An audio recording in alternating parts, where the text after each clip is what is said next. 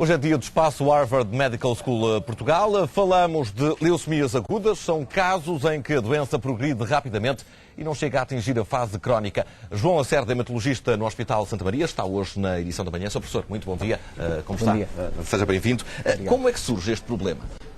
Repara, as leucemias são doenças malignas do sangue que surgem na medula óssea.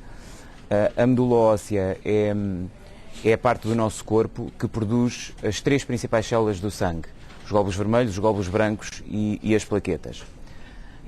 Devido a alterações genéticas adquiridas, uma parte destas células, mais frequentemente precursores de glóbulos brancos, malignizam e ganham uma vantagem de multiplicação. Essa vantagem de multiplicação faz com que na medula óssea estas células ganhem vantagem em relação às células normais. E, portanto, o doente que tem este problema vai realmente ter uma diminuição dos glóbulos vermelhos e, consequentemente, cansaço significativo. Pode ter infecções, porque apesar destas células malignas serem glóbulos brancos, são anormais e, portanto, faltam os glóbulos brancos normais que protegem de infecções, e pode ter também queixas de hemorragia que realmente, devido à baixa das plaquetas. Mas aqui estamos a falar das leucemias agudas. Estamos a falar de leucemias em geral. Já das agudas. A sua introdução disse respeito às leucemias agudas. Portanto, totalmente. O Sr. Professor começou a falar das leucemias e nessa altura queria fazer essa diferenciação. Mas podemos falar... O que eu disse aplica-se um pouco às leucemias agudas e às leucemias crónicas.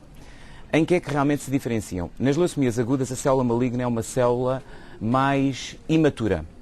E as células mais imaturas multiplicam-se mais rapidamente. Portanto, tudo isto acontece muito mais rápido. Ou seja, esta falência da medula óssea normal é mais rápida. Daí que é muito raro um doente com uma leucemia aguda não ter manifestações clínicas ou ser detectado por acidente numa análise de rotina. Em contraste, numa leucemia crónica, a célula maligna é uma célula mais madura. E, portanto, divide-se mais rapidamente do que uma célula normal, mas muito mais lentamente do que as células malignas da leucemia aguda.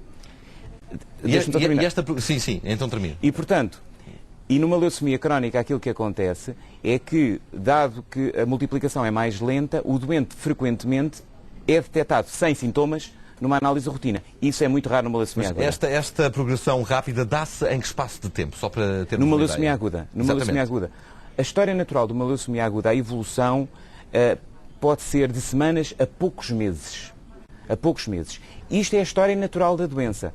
Eu também queria deixar uma mensagem de esperança no sentido de dizer que hoje em dia os hematologistas têm imensas armas terapêuticas e uma enorme capacidade curativa. Já lá vamos ao tratamento.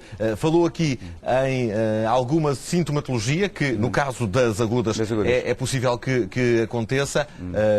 O que é mais frequente o paciente sentir? Olha, em regra geral, tudo isto que eu mencionei, talvez o mais frequente seja realmente o paciente referir um cansaço significativo de instalação muito rápida.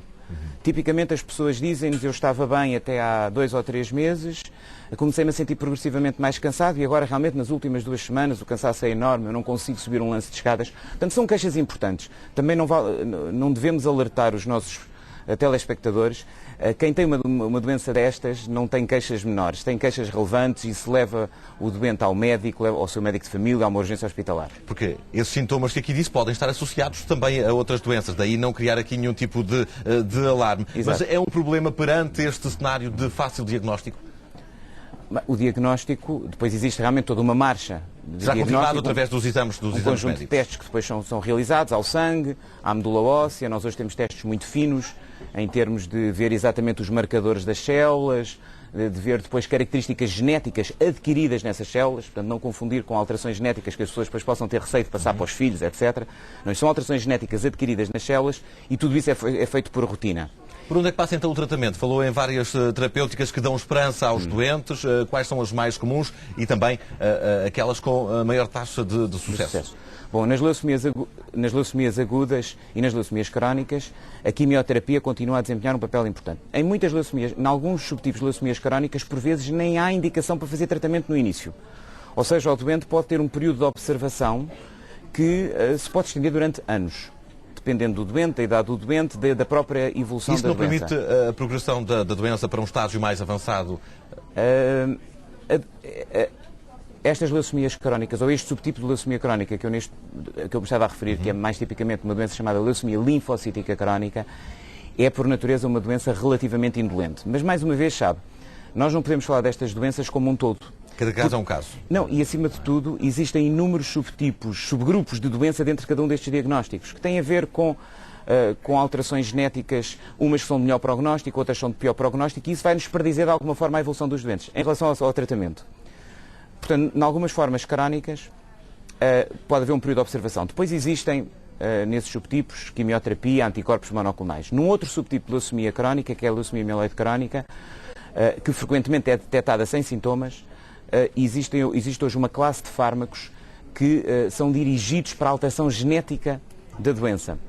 É uma das terapêuticas ideais em oncologia e que, portanto, revolucionaram, sem dúvida nenhuma, a terapêutica desta doença, da leucemia mieloide crónica. Nas leucemias agudas, realmente a quimioterapia rápida é muito importante, porque, tal como eu disse no início, a história natural da doença é evoluir rapidamente, mas nós conseguimos inverter isso com tratamentos e depois, mais uma vez, de acordo com os fatores de bom ou de mau prognóstico da doença, da leucemia aguda, pode haver indicação para, sem a doença voltar, o doente prosseguir logo, por exemplo, a transplantes de medula, várias formas de transplante de medula, ou os médicos podem até considerar que aquele doente tem tão bom prognóstico que não se justifica fazer transplante, a não ser que a doença volte. Mas estamos a falar de que taxa de sucesso? De que ordem?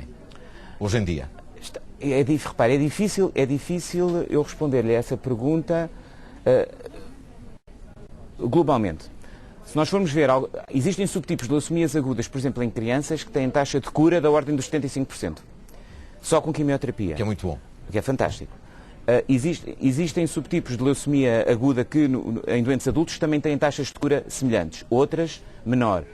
Algumas técnicas de transplante oferecem também taxas de cura que andarão entre os 50% e os 70%. Portanto, hoje, eu penso que esta mensagem é muito importante para quem nos ouve. Realmente, o potencial curativo destas doenças é real. E estará já acima dos 50% pelos exemplos globalmente, que globalmente. Global. Eu só quero terminar dizendo uma coisa, se me permite. A maior parte das pessoas, estas doenças que nós falamos hoje são muito raras. E enquanto que as alterações menores, digamos assim, nas contagens das células do sangue, portanto no hemograma, que muita gente que nos está a ouvir seguramente tem, são muito comuns. E secundárias a infecções virais, a medicamentos, etc. Para as pessoas também não se alarmarem excessivamente com aquilo que possam ter. Fica de sinal de esperança também. Sr. Professor, muito bom dia, muito obrigado pela sua presença na edição da manhã. Foi um gosto recebê-lo aqui